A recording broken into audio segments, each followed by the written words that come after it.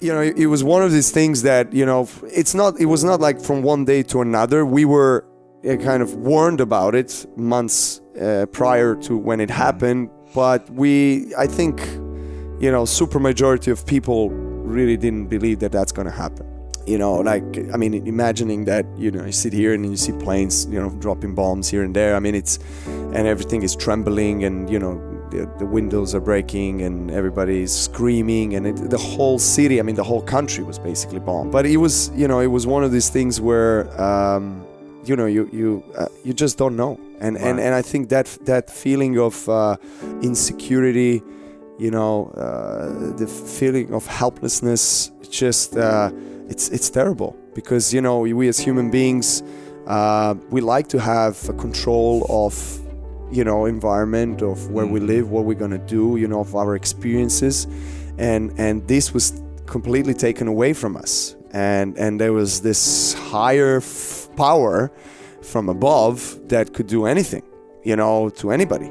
And you could be a collateral damage any minute, basically. So I have this image still in my mind where I think it was the first week when it actually started, and we were still very, very much, you know, of course, afraid, and we were running to the shelters. And my father's sister, so my aunt, she lived with her family about, you know, 300-400 feet away from our building.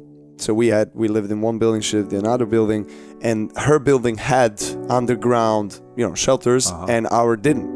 Literally for every night for first couple of weeks, we ran like around 2-3 a.m. That's when it started to you know, the bombs started to come. That's when we were going there, right? So we just wake up, you know, pack our things, cry a little bit, scream, whatever, and then just take our whatever the necessities and just go there. So we'll spend 2 weeks, most of the nights, in those underground shelters. And I remember, I think one of the first nights, and you see it's you know, it's obviously middle of the night, it's, you know, it's pitch darkness, and all of a sudden, you know, you see these flashes of light everywhere. No way. You know, explosions, and you feel the ground trembling, and it was devastating experience. And then I remember us running. It was one night. It was, I think, the second or third night of bombings, and I was, you know, of course, my mom. I was 12. I have 2 younger brothers. The middle brother was 8. The youngest brother was 4. So the middle brother, he was running as well with our dad, and my mom was carrying the youngest one. So I was behind. I dropped something, so I picked it up, and then I was losing my footing. So they didn't hear me because of the noise. So it was distance, and I was frightened that I'm going to be left alone. Wow. So as I was running, I trembled. I you know, on the rock, and I fell down, and I turned around, and then I could see this. I don't know. It's F-16 plane or something like this. They call it the invisible one. So it just, like, huge speed, just flew and just dropped something there, which was very close. It was the military hospital I was telling you about. Yeah. No, I mean, it's just those kind of images are stuck in your mind forever. But at the same time, I feel like that experience has shaped me into the person I am today, has helped me to be, you know, more appreciative of life. I give more value. I'm more grateful, and just because of everything that has happened in those 10 years, actually, because after the first war to the second war, the whole country we had embargo, so there was no import, so we had to. There was a lack of gas for cars. There was, you know, bread and milk. You had lines of people, you know, queues, like very long ones. So you had to wait like hours to get bread.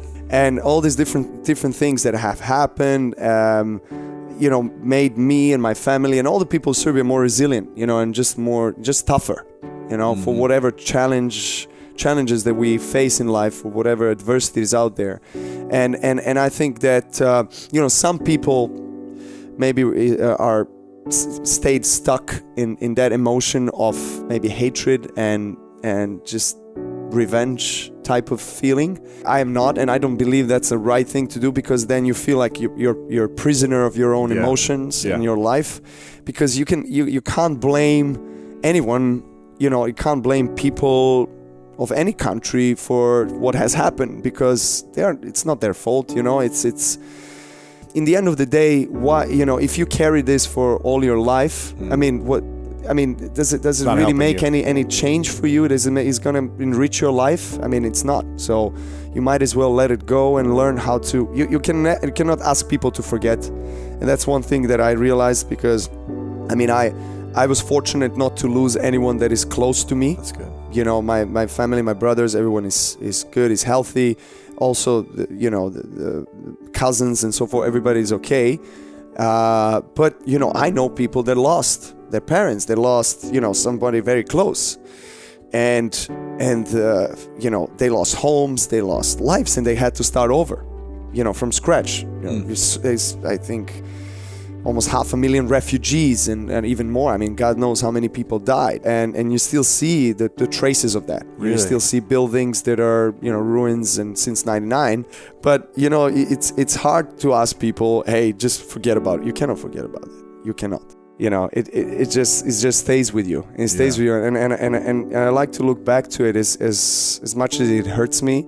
I like to go back to it and then understand that what I have in life and how fast I can lose all of that if I don't appreciate it, if I'm not living in the present, and knowing that there are people like that even today going through all of this, and us being in this incredible you know, life and having this fortune to be successful and to be heard as well. You know, everything that we say, you know, children that are looking up to us and saying, okay, I mean, this is something that I can use to be better, and I want to be like him.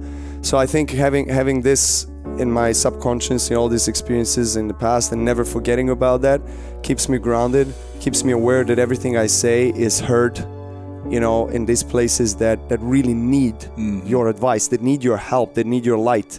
So, you know, it's all about sharing that light and sharing that love. The biggest lesson that I've learned is probably that I should be always kind to anyone and everyone, no matter what experience they go through, because you never know. You never know what one person goes through. And you just always be kind, because there is something, you know, that we call God, universe, angels. There is this higher force above and here on this planet that is going to help us to live a prosperous life, to be happy, to be healthy, to be joyful, to have that peace, if we truly respect and appreciate ourselves and others in that process as well.